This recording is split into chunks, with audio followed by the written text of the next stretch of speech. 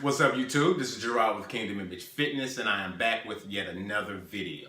Now, you all know that I really enjoy sharing with you all things that I learned along my weight loss journey. Now, there have been plenty of ups and downs, to say the least, but I wanted to start a new series with a couple of things that I learned along the way. And for the first part of this series, I would like to discuss with you all about the importance of being hydrated and how dehydration can drastically affect our weight loss goals. Now, of course, dehydration simply means that we are losing more water from our bodies and our cells than we're actually taking in. Now, many of us are in a constant state of dehydration and don't even realize it.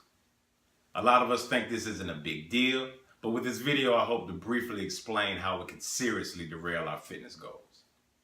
Now, firstly, water is the primary building block of cells. It is also needed to metabolize proteins and carbohydrates, as well as needed to flush toxins and waste from our bodies. Now, plasma, which is the liquid component of our blood, makes up over 50% of our blood content. Now, when we are fully hydrated, this plasma is made up of about 92% water. Dehydration causes our blood to thicken, which affects our blood pressure. And also, in an attempt to prevent too much water loss from our cells, our bodies begin to produce extra cholesterol, and both of these put extra stress on our heart. Now, all of us remember these facts from school, but many of us fail to realize how our hydration levels directly affect our metabolism. And actually, the issue for many of us when we begin any weight loss program is that our bodies want to remain the same. So when losing weight, our bodies can regulate our hormones, which result in constant signals for us to eat. Now, the process all begins with the hypothalamus, which is a part of the brain which has many different functions. Now, one of its main functions is to help our bodies remain in a balanced state, or homeostasis. Now, when we are dehydrated, the hypothalamus signals the release of an antidiuretic hormone called vasopressin by the pituitary gland. Now, what this hormone does is it regulates the amount of water that our kidneys conserve. Now, this means that our kidneys remove less water from our blood, and our brain sends our bodies the signal that we are thirsty. Now, aside from putting extra stress on our kidneys, it also keeps the kidney from doing its main job of filtering our blood. Our liver then attempts to pick up the slack, which limits its ability to be able to break down stored fat and use it for energy. So when we are dehydrated, our bodies cannot effectively eliminate toxins, which are then turned around and stored in our fat cells. Now, on top of raised levels of toxins in our blood, another issue is that our body will actually not release the fat until it is hydrated enough to actually remove the toxins from the fat first. Now, dehydration also limits fat metabolism by its effects on the production of lipase, as well as the human growth hormone, or HGH. Now, both of these play very important roles in the fat burning process as well as the muscle building process. Now, over 70% of our body's muscle consists of water, so being dehydrated can severely limit our productivity. Now, as I mentioned earlier, the hypothalamus plays many different roles in helping the body achieve homeostasis, including the signaling of thirst. But one main issue is that it is also responsible for the signaling of hunger. Now, when sensing signs of hunger in the body, the hypothalamus regulates your appetite by signaling the release of two counterbalancing hormones. Now, one of these increases your metabolism while at the same time reducing your appetite, and the other hormone does the exact opposite by decreasing your metabolism and increasing your appetite. Now, another major issue when it concerns the effects of dehydration on our bodies is that when we are thirsty and when we are hungry, our bodies send off similar signals, and a lot of times these signals are often misinterpreted. Now, some of this confusion can be explained by the makeup of certain foods and drinks in our diet. For example, almost all foods that we ingest contain some amount of water, and this water is broken down and metabolized, and it actually goes towards rehydrating our bodies.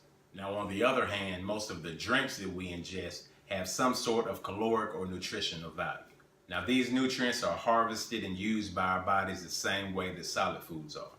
Now, let's take, for example, if we decide to drink a high-calorie smoothie. Now, this smoothie was given to our bodies in liquid form, but it was mostly used to satisfy our hunger. Now, if we were dehydrated before we drank this smoothie, our body resends the signal of hunger. And if we misinterpret this signal, we can think that it is a sign that we need to eat more.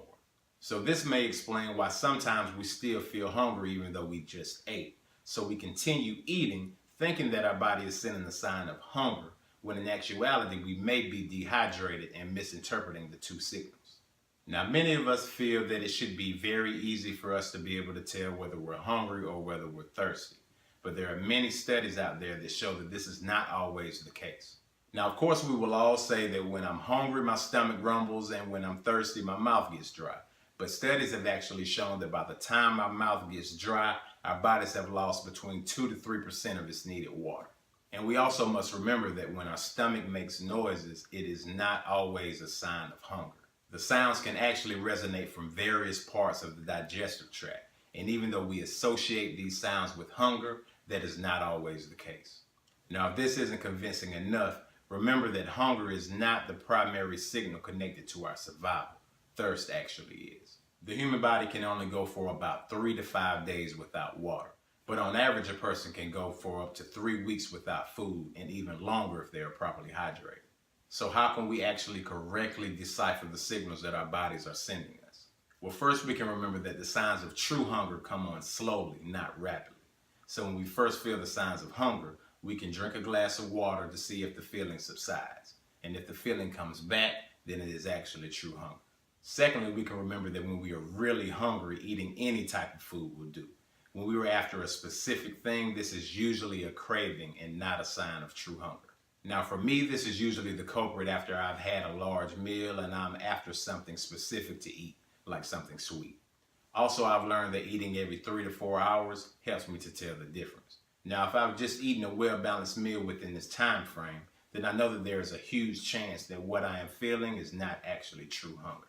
I also set a goal for my daily water intake, and I constantly drink water throughout the day, even if I'm not thirsty. This helps me to ensure that I am properly hydrated. One last thing to remember is that certain medications as well as supplements such as creatine can increase the amount of water that your body needs daily. So I make sure to adjust my water intake accordingly. Well, everyone, I hope that you all found this video informative and that it shed a little bit of light on how detrimental being dehydrated can be to our fitness goals. Please don't forget to like the video to let me know that you enjoy this type of content, as well as to comment and subscribe to the channel if you haven't already. And be sure to look out for the next part of this series where I will continue sharing things that I found out were hindering my weight loss journey. Again, this has been Gerard with Kingdom Image Fitness. I hope that you all have a blessed and wonderful day, and I will see you on the next video.